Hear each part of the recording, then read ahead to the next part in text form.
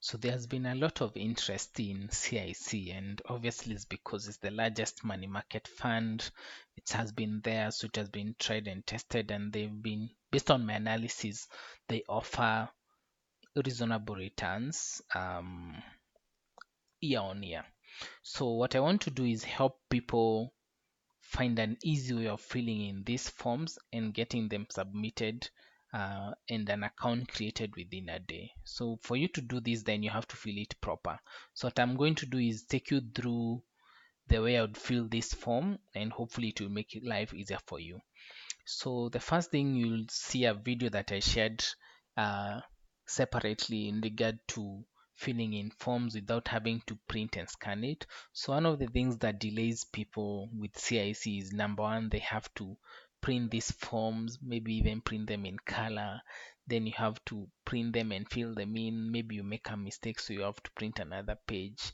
And what I'm trying to do is help my readers find better ways of doing things, save time and also save paper. So please watch that video. I'll link into it. So the first thing you want to do is open your Adobe Reader and fully do this on a PC. And with Adobe Reader, you can actually fill in the form rather than having to print it and then filling it in, then scanning it or taking pictures, etc. So what I'll be making use of is this tool here, fill and sign,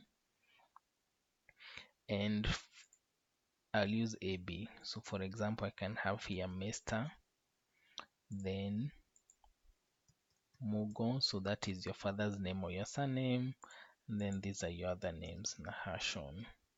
And you can see it actually predicts this thing, so because I use it a lot. To okay, date of birth, basically you just need to insert your date of birth, so it's the day, the month, and the year. So you'll fill in as applicable for you. Then you can use this tick to fill in any boxes that need to be ticked. So for me it's male. Then you can choose either to use an ID or a passport number. So whatever you scan in as part of your KYC documents needs to be the same number. So if you scan in an ID, both the top and back, then you need to fill in an ID number here. So you'd use this box and you'd put in your ID number.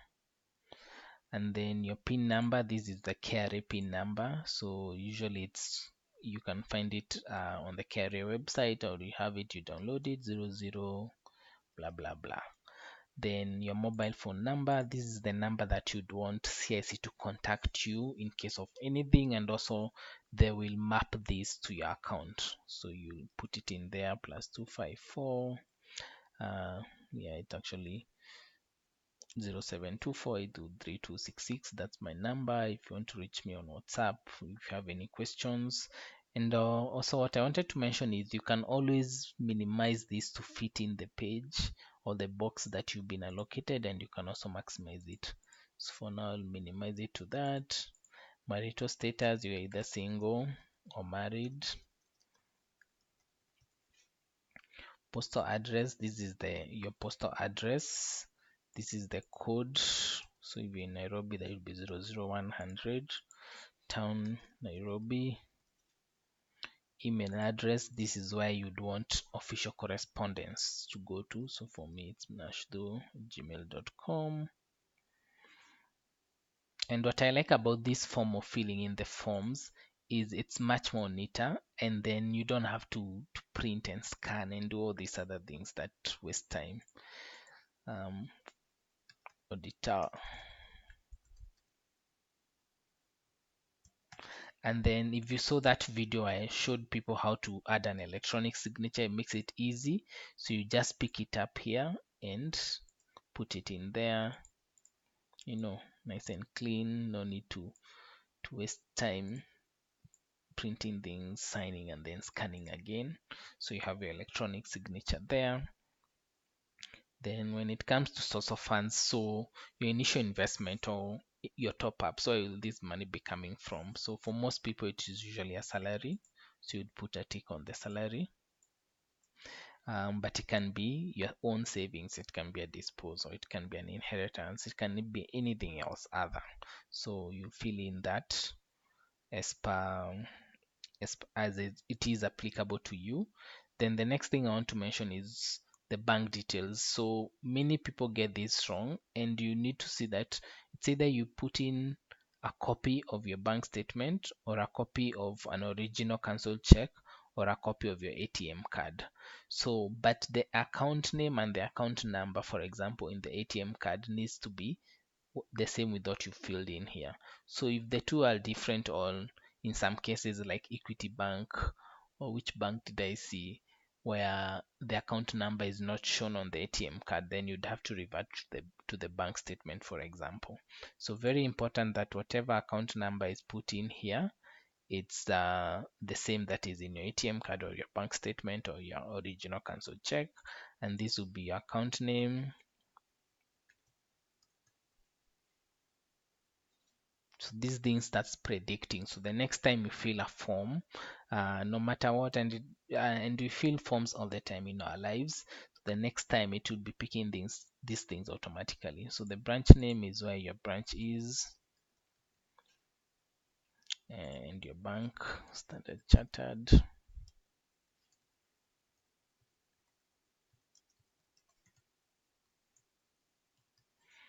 And then here you indicate the type of account. Normally you should use your current account, and then you can use this shortcut to put in your signature. Make sure you've signed anywhere it asks for a signature. Make sure you sign that, you shown that. Okay, so this section shows the bank account details. So with CIC, you first have to submit the forms and the KYC documentation, and then what they'll do is they'll allocate you a member number or an account number, and that is what you use as the reference to send the money to them. So you can either do it by sending it directly to the account number, or you can send it via M-Pesa, where your account number will be what they allocate for M-Pesa purposes. Okay, cool. So here you indicate your investment. So the minimum, as I say here, is 5,000. So if you're investing purely in a money market fund, it would just be 5,000. Otherwise, let's say somebody is splitting the investment, then they would have other amounts here. Otherwise, it will be dash for the rest if you're only interested in a money market fund. Okay. I want to take, and then this is the amount in words. So we need to pick this one, 5,000 shillings only. Cool. And then what I wanted to say here is, so money market fund is basically what I've been using for my initial lessons. Money market funds are low risk investments. So that means the chances of losing your capital are very low, okay, because of the nature of the investment they do. However, if you want to increase your return, so for example, if you want to invest in longer dated treasury bills, then you choose the fixed income fund. However, the more you invest in these other classes and the risk goes downwards, then the more the chances of losing your capital if you liquidate at a time when the market is not performing well. So this one invests in long-term bonds, these invest in short-term bonds, for example, in fixed deposits, etc. This will invest in long-term treasury bonds. So for example, if you want to invest in infrastructure bonds and all these other things without having the hassle of going to the CBK and all that, then you can use a fixed income fund to do those investments. An equity fund invests a portion of its money in the Nairobi Stock Exchange. So if you want to get exposure to shares in the Nairobi Stock Exchange and you don't know how to do that on your own, then you can invest in an equity fund. A balanced fund basically balances the investments in these two. Okay. Then your payment method, it's how you're going to pay. So it can be direct transfer. So if you're sending from your bank account to the CIC bank account, or it can be M-Pesa. And then I would highly encourage you to reinvest. And the reason for this, it's by reinvesting, and this is one of the secrets of using unit trust, is they do this automatically for you, so you don't have to rely on your willpower or discipline or even remembering that you need to reinvest your amounts. If you tick on this every month, when you earn money, then they reinvest it. And what happens is now you benefit from the power of compounding, that money starts working for you, and each interest earns interest and interest and interest. You can look at the video power of compounding to see how this works. I would highly encourage you, although it's optional, to do regular top-ups. So I use the same amount, but the minimum here is 1,000. So, and the beauty of this is, again, it accelerates this compounding impact. And then I would highly encourage you to use to get the free statements. However, with CIC, you also get a web portal and a mobile app where you can view your statements on a real-time basis. Beneficiaries, so this is in our case scenario, if you are to pass on, who will be the beneficiaries from a next of kin perspective. So basically, who will be the beneficiaries of the amounts that you've been investing. So you need to put in their names, and you can even add them here if there are many. You can use the space here and the space here. The ID number, date of birth. Obviously, if it's a young one, then they won't have an ID number, but then you can attach, you can indicate their date of birth, and then there will be your son or daughter and the share. And then these for minors, then you'd put the person would be the guardian. You put their mobile phone number. Have you previously invested? For most people it will be no. Are you an employee? For most people it will be no.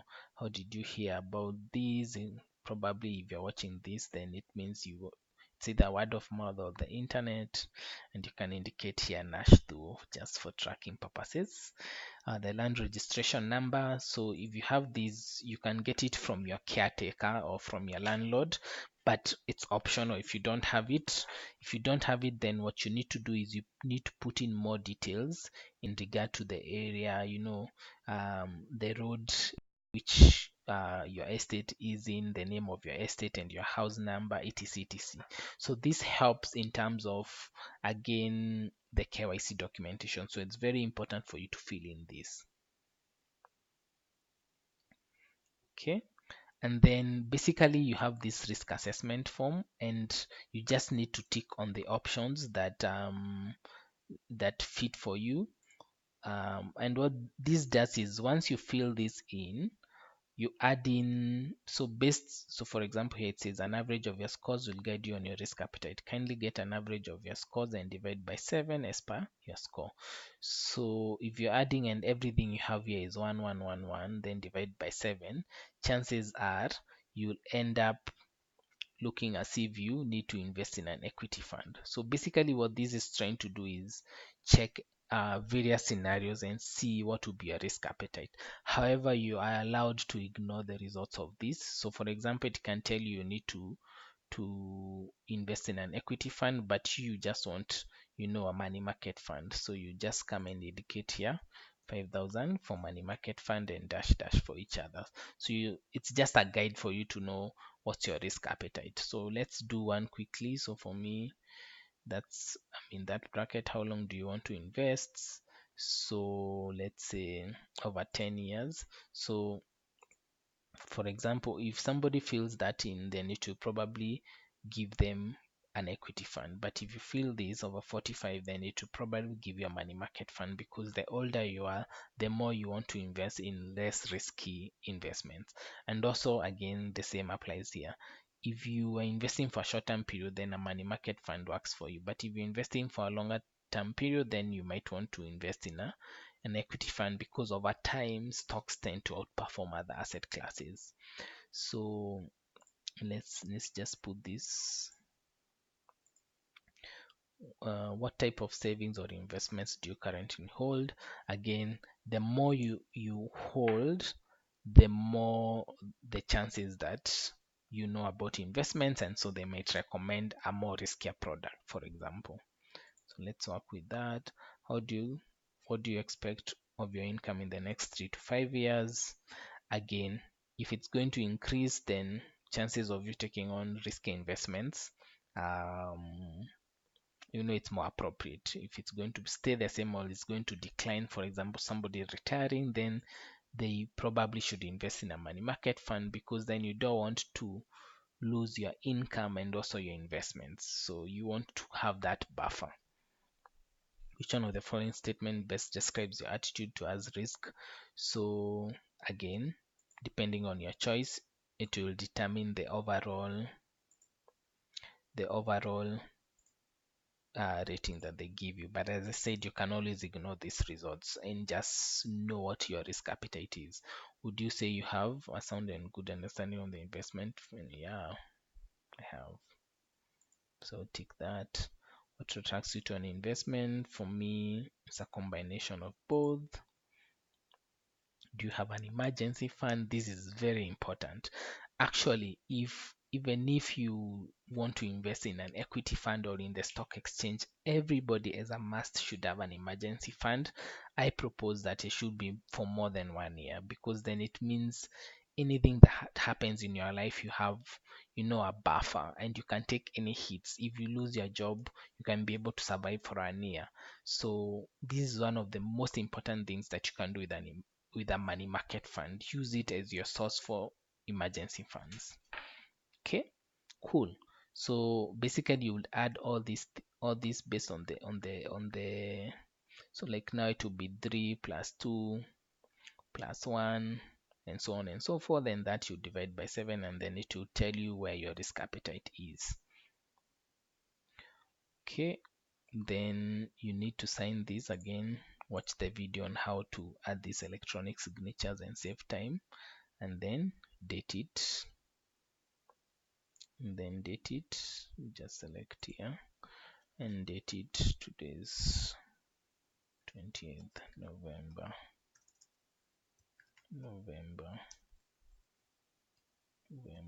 2019. Okay, and you can also add the date here, 20th November 2019.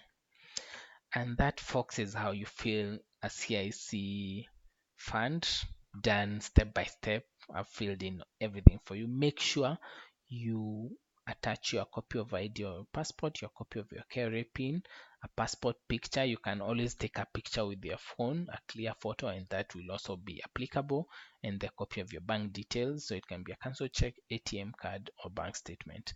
But remember, the account number in the ATM card or in the bank statement and the cancel check needs to be the same as what you filled up here,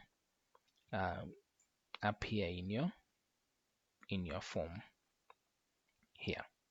Okay, then I'll quickly go through the corporate application form. So it's literally the same thing. The only thing is now you're doing it for your chama if it's registered, or for your circle, or for your business, and so on and so forth. So, and essentially what you need to know, and again it also works with the joint application forms, is you have to decide. So if for example it's a chama, then based on your criteria, maybe any two can sign, maybe a secretary and a chairman, and so on and so forth. So I'm just looking at what could be unique for a company or an organization. So contact people, again, is the people that can be contacted. They can be directors of the company, or members of the leadership of the chama, and so on and so forth. Okay, this is an interesting one. So if it's a company, then you put the company bank account name and bank account details. If it's a chama and it's registered and you have a chama account, then you'd use that account. But I've seen situations where people have not yet created an account for their chama or for their group, so they nominate one of their members, and then so what you need to do is then you need to attach the bank details of that nominated person, and then you'd fill their name and the account number. And then this needs to be accompanied by minutes of the chama or the company that basically approve for you to use this, for the group or the company to use this person's bank account. All these are similar. Cool. Residential details will be the details of the company, and in a situation where it's a chama, again it will be, you can use the nominated person if you don't have a central place. This you'd fill it based on the company or the chama. Okay, and then it will be signed by the relevant signatories. Okay, and take note of the things that are required for a chama, and the same applies for a joint application form. Cool. Thank you guys. See you in the next one. Bye, and make sure to subscribe to the YouTube channel. Bye bye.